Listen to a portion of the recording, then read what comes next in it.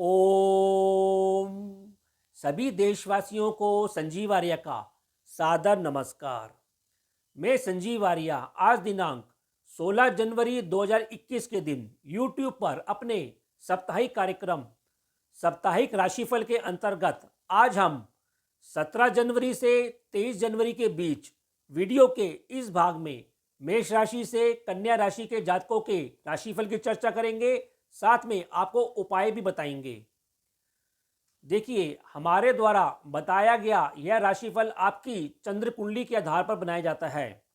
चंद्र कुंडली अर्थात आपकी कुंडली में चंद्रमा जिस संख्या में जिस राशि में है वे आपकी चंद्र कुंडली कहलाती है। यदि आप लोगों के पास आपकी कुंडली नहीं है तो कोई बात नहीं, आप लोग अपने नाम के अनुसार अपनी नाम की राशि के अनुसार हमारे द्वारा बताए गए इस राशिफल को देख सकते हैं और लाभ उठा सकते हैं। हमारा ऐसा मानना है कि हमारे द्वारा बताया गया यह राशिफल आपके जीवन पर कम से कम 50 से 60% तक सटीक बैठेगा। हम उम्मीद करते हैं कि हमारे द्वारा बताए गए उपायों को आप अपने जीवन में अपनाएंगे और अपने जीवन को अधिक सफल और संतुलित कर सकेंगे। अब हम इस हफ्ते अर्थात 17 जनवरी से 23 जनवरी 2021 के बीच ग्रहों की क्या स्थिति है अर्थात ग्रह गोचर क्या है उसका वर्णन करते हैं। देखिए, इस हफ्ते चंद्रमा कुंभ राशि में, मीन राशि में, मेष राशि में और सप्ताह के अंत में वृषभ राशि में संचार करेंगे। सूर्य इस हफ्ते मकर राशि में संचार करेंगे। मंगल इस हफ्ते मेष राशि में संचार करेंगे। बुध ग्रह इस हफ्ते मकर राशि में संचार करेंगे। शुक्र ग्रह इस हफ्ते धनु राशि में संचार कर रहे हैं। गुरु ग्रह इस हफ्ते मकर राशि में संचार कर रहे हैं। गुरु ग्रह इन दिनों अस्त रूप में चल रहे हैं। शनि भी इन दिनों मकर राशि में संचार कर रहे हैं, वे भी इन दिनों अस्त रूप में चल रहे हैं। राहु वृषभ राशि में और केतु वृश्चिक राशि में संचार करेंगे। तो इस हफ्ते जो ग्रह गोचर है वह काल सर्प योग के अंदर बना हुआ है अर्थात सारे ग्रह राहु और केतु के बीच में आ रहे हैं।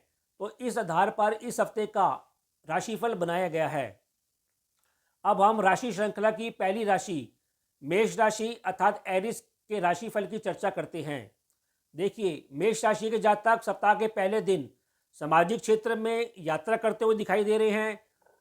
उनकी यात्रा का उद्देश्य धर्म संबंधी, कर्म संबंधी और व्यापारिक तीनों उद्देश्य से उनकी यात्रा होगी और उनको इस यात्रा में लाभ भी मिलेगा।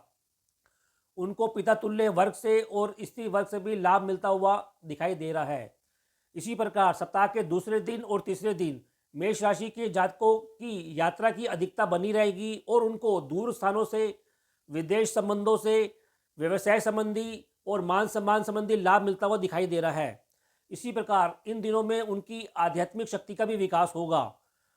ऐसा लगता है कि वे इन 2 दिनों में घर संबंधित या वाहन संबंधित किसी वस्तु के ऊपर व्यय भी कर सकते हैं। सप्ताह के चौथे दिन और 5वें दिन मेष राशि के जातक चंचलता के मूड में रहेंगे, कुछ व्यस्त रहेंगे, सक्रिय रहेंगे और खूब स्वस्थ बने रहेंगे। उनको स्त्री वर्ग से और घर संबंधी वातावरण से भी लाभ और मदद मिलती रहेगी। इसी प्रकार ऐसा लगता है कि वे इन दिनों घर के ऊपर या घर से संबंधित किसी वस्तु के ऊपर व्यय और निवेश करते हुए भी दिखाई दे रहे हैं। सप्ताह के अंतिम दिनों में अर्थात छठे दिन और 7वें दिन मेष राशि के जातकों को अपने स्वास्थ्य का थोड़ा ध्यान रखना चाहिए, विशेषकर अपने मुख संबंधी रोगों का, पेट संबंधी रोगों का ध्यान रखना चाहिए। उनको इन दिनों में अपने परिवार से कुछ तनाव भी देखने को मिल सकता है, अतः वे स्त्री वर्ग के प्रति और घरेलू वातावरण के प्रति सतर्क और सजग अवश्य रहें। फिर भी उपाय के तौर पर आपको इस हफ्ते सतनाजा पक्षियों को डालना चाहिए और गायत्री मंत्र का निरंतर जाप करना चाहिए। वृषभ राशि अर्थात टॉरस। देखिए, वृषभ राशि के जातक सप्ताह के पहले दिन अपने कर्म क्षेत्र में खूब सक्रिय रहेंगे और घर से संबंधित प्रश्नों को लेकर उनका परिवार के सदस्यों के साथ कुछ मतभेद रह सकता है। अतः उनको सलाह दी जाती है कि कार्यों में यदि उनको असफलता मिलती है तो वे घबराएं नहीं, धैर्य बनाए रखें। इसी प्रकार सप्ताह के दूसरे दिन और तीसरे दिन सामाजिक क्षेत्र में इनको स्त्री वर्ग से लाभ मिलेगा। धर्म, कर्म और अर्थ संबंधी ये कार्य करते हुए दिखाई देंगे। इसी प्रकार आप अपने बंधुओं के संग किसी छुटपुट यात्रा पर भी जा सकते हैं। जहां आपको सफलता मिलेगी। इसी प्रकार सप्ताह के चौथे दिन और पाँचवें दिन आप अपने बंधुओं के साथ, अपने जीवन साथी और पार्टनर के साथ जमीन जायदाद जैसे प्रश्नों के ऊपर वार्ता कर सकते हो और उससे संबंधित यात्रा कर सकते हो, और ऐसे लगता है कि इस यात्रा में आपको सफलता अवश्य मिलेगी। सप्ताह के अंतिम दिनों में आपका स्वभाव कुछ शंकित रह सकता है और सफलता को लेकर आप कुछ भ्रमित भी रह सकते हैं। अतः आपको सलाह दी जाती है कि आप सकारात्मक दृष्टिकोण बनाए रखें। फिर भी उपाय के तौर पर आपको सतनाजा पक्षियों को डालना चाहिए और हनुमान चालीसा का नित्य पाठ करना चाहिए। मिथुन राशि अर्थात जेमिनी। देखिए, मिथुन राशि के जातक सप्ताह के पहले दिन कुछ पारिवारिक परेशानी अपने दिमाग में लेकर चल सकते हैं। पहले दिन वे किसी यात्रा पर भी जा सकते हैं। आपका रुझान धर्म, कर्म और अर्थ तीनों क्षेत्रों में रहेगा। इसी प्रकार सप्ताह के दूसरे दिन और तीसरे दिन आप कर्म क्षेत्र में खूब व्यस्त दिखाई दे रहे हैं। आपको स्त्रियों से, गुरुओं से आपका मेल मिलाप होगा। आपके अंदर आध्यात्मिक शक्ति का विकास भी होगा। ऐसा लगता है कि आपको राज्य से, सरकार से या गुप्त रूप से कुछ धन लाभ भी होता हुआ दिखाई दे रहा है। इसी प्रकार हफ्ते के चौथे दिन और पाँचवें दिन आप कर्म क्षेत्र में आपको स्त्री वर्ग से धन का लाभ होगा, द्रव्य का लाभ होगा, और ऐसा भी लगता है कि बंधुओं से भी आपको मदद मिलेगी जिससे आप संतोष को प्राप्त करेंगे। इसी प्रकार सप्ताह के अंतिम दिनों में आपको सलाह दी जाती है कि आप अपने गुप्त शत्रुओं से कुछ सावधान रहें, अपने धन को कुछ संभाल कर रखें और तनाव से बचें। आपको ऐसा लगता है कि परिवार के किसी के सदस्य, आपके परिवार में किसी सदस्य का स्वास्थ्य को लेकर भी आप परेशान हो सकते हैं। अतः आप सावधान रहें और उनका ध्यान रखें। फिर भी उपाय के तौर पर आपको सतनाजा पक्षियों को डालना चाहिए और हल्दी और चंदन का टीका अपने माथे लगाना चाहिए। कर्क राशि अर्थात कैंसर। देखिए, कर्क राशि के जातक सप्ताह के पहले दिन अपने स्वास्थ्य को लेकर, विशेषकर अपने घुटनों और टांगों के रोगों के लेकर, उस पर कुछ दर्द को लेकर सजग रहें। ऐसा लगता है कि आप अपने जीवन साथी, पार्टनर और व्यवसाय या मित्र वर्ग को लेकर भी कुछ मतभेद में उलझे रह सकते हैं। इसी प्रकार सप्ताह के दूसरे दिन और तीसरे दिन आप किसी यात्रा पर जा सकते हैं जिसका उद्देश्य व्यापारिक हो सकता है या व्यवसाय से संबंधित हो सकता है। ऐसा लगता है कि उस यात्रा में आपको लाभ मिलेगा और इस यात्रा के दौरान आप कोई नया कार्य भी आरंभ कर सकते हैं। इसी प्रकार हफ्ते के चौथे दिन और पाँचवें दिन आप अपने कर्म क्षेत्र में नए जोश के साथ कार्य करेंगे।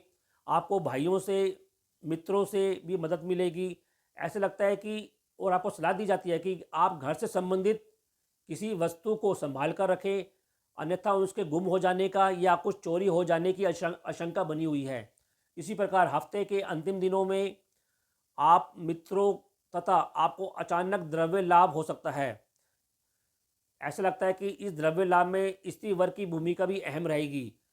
वैसे अंतिम दिनों में आपके जीवन में यात्रा की भी अधिकता बनी रहेगी, लेकिन आपको सलाह दी जाती है कि आप यात्रा में सतर्कता बनाए रखें।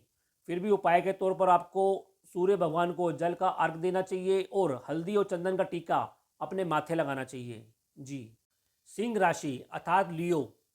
देखिए, सिंह राशि के जातक सप्ताह के पहले दिन ऐसा लगता है कि आप अपने जीवन साथी, अपने पार्टनर और व्यवसाय संबंधी यात्रा पर जा सकते हैं।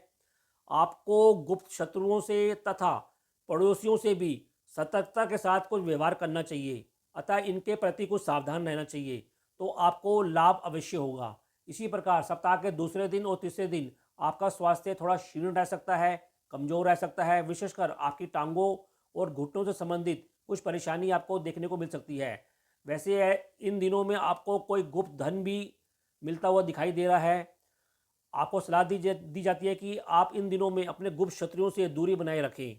इसी प्रकार सप्ताह के चौथे दिन और पाँचवें दिन आप धर्म संबंधी कोई यात्रा कर सकते हैं। आपको अपने भाइयों से, बंधुओं से जमीन जायदाद संबंधी वार्ता हो सकती है और यात्रा भी संभव है। आपका पराक्रम भी इन दिनों शानदार रहेगा और अपने पराक्रम के बेस पर आप सफलता भी अर्जित करेंगे। इसी प्रकार सप्ताह के अंतिम दिनों में अर्थात छठे दिन और सातवें दिन आप कर्म क्षेत्र में, आपको सलाह दी जाती है कि आपके कर्म क्षेत्र में किसी से आपको धोखा मिल सकता है, अतः आप कर्म क्षेत्र में सजगता बनाए रखें। वैसे इसके बावजूद आपको कर्म क्षेत्र में धन लाभ होता रहेगा। ऐसा लगता है कि आप अपने घर में भी धर्म से संबंधित कोई कार्यक्रम कर सकते हैं या उसमें शामिल हो सकते हैं। फिर भी उपाय के तौर पर आपको सतनाजा पक्षियों को डालना चाहिए और सफ़ेद वस्तुओं का दान करना चाहिए। कन्या राशि अर्थात विर्गो, देखिए कन्या राशि के जातक सप्ताह के पहले दिन सामाजिक जीवन में और अपने रोगों के प्रति कुछ चिंतित रह सकते हैं या तनाव में रह सकते हैं। ऐसा लगता है कि संतान पक्ष के साथ भी उनका थोड़ा मतभेद चल सकता है और उनसे संबंधित तनाव भी उनके मन में रह सकता है।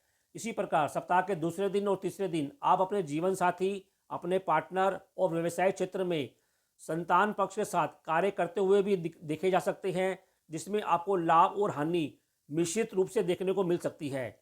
आपकी रुचि के तहत आप किसी अपनी छुटपुट यात्रा पर भी जा सकते हैं। सप्ताह के मध्य अर्थात चौथे दिन और पाँचवें दिन आपको सलाह दी जाती है कि आप अपने बीपी से संबंधित रोगों पर ध्यान दें, या शीत ज्वर, कोल्ड फीवर को लेकर भी आपको परेशानी हो सकती है, अतः आप सतर्कता बनाए रखें। वैसे बंधुओं के साथ और अपने सहायकों के साथ भी वाद विवाद से दूरी बनाए रखें। ऐसा लगता है कि किसी मुद्दे को लेकर आप अपनी जिद भावना में आकर अपने बंधुओं से तनाव मोल ले सकते हैं। इसी प्रकार सप्ताह के अंतिम दिनों में आपकी रुचि धर्म से कुछ दूर होती हुई दिखाई देगी और आपको यात्रा में भी कुछ कष्ट देखने को मिल सकता है। ऐसा लगता है कि इन दिनों आपको बंधुओं से भी तनाव जारी रहेगा। कुल मिलाकर यह हफ्ता कन्या राशि वालों के लिए कुछ कष्टकारक हो सकता है, अतः वे संबंधित उपाय अवश्य करते रहें। फिर भी उपाय के तौर पर आपको गणेश भगवान जी की निरंतर आराधना करनी चाहिए और हल्दी और चंदन का टीका अपने माथे लगाना चाहिए। जी।